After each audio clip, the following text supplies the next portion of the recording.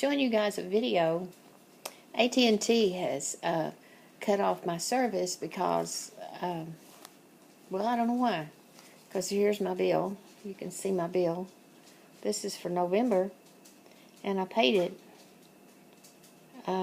actually a little bit early. I paid it on the 6th, and you see it's paid. It has my name and my phone number on it. And this is the bill I paid November, and it paid the bill up till December. Well, I've been having a problem with AT&T because they have been double billing me. Anyway, here's the new bill that I just got today, and you can see here's the parts you got to pay, and the due date on it is due by December 12th. You see? And then here at the top, you can see where I made my payment last month, and it's correct. You know, I made it, and it's not due again. The note is not due again until the 12th of this month.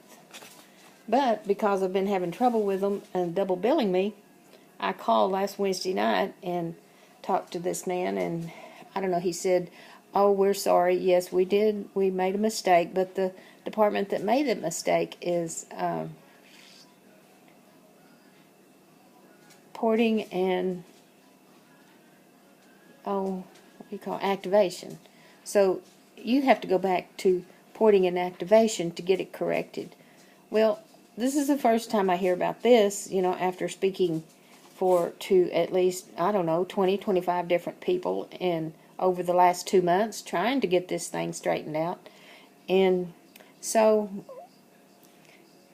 he talks to me for 2.5 hours, or keeps me on hold for 2.5 hours.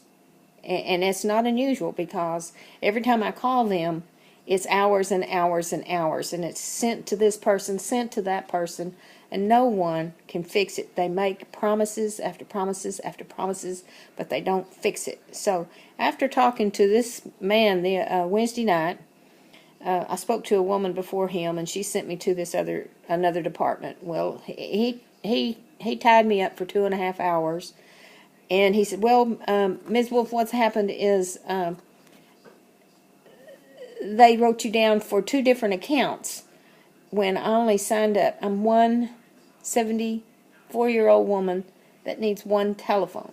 But they made a mistake and couldn't come to terms on the first one, so they told me they canceled it, and so they wrote me a new contract, which, I mean, I guess that's all right. I didn't ask to cancel it. They did. But it's been screwed ever since.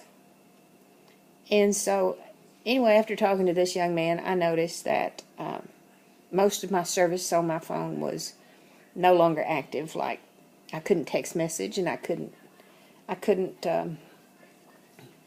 get online. I couldn't, do anything. I could make a telephone call. Anyway, I thought, well, I'll see about it tomorrow. Well, the next morning, I have a lot of work to do. I've got a farm here to run, and I have a bunch of sheep that need working, so I'm talking to the veterinarian. We're making an appointment for him to come out so we can work these sheep. And while I'm talking to him, AT&T just cuts my phone off. And that was Wednesday. They cut everything off. I can't even contact them. I'm out here 35 miles away from any city or town, and I can't make a phone call. And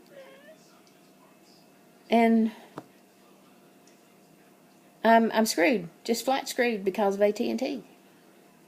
If I need help, I've got the internet here. Well, I guess I can call on the internet, but I don't know if it can reach 911 or anything in an emergency.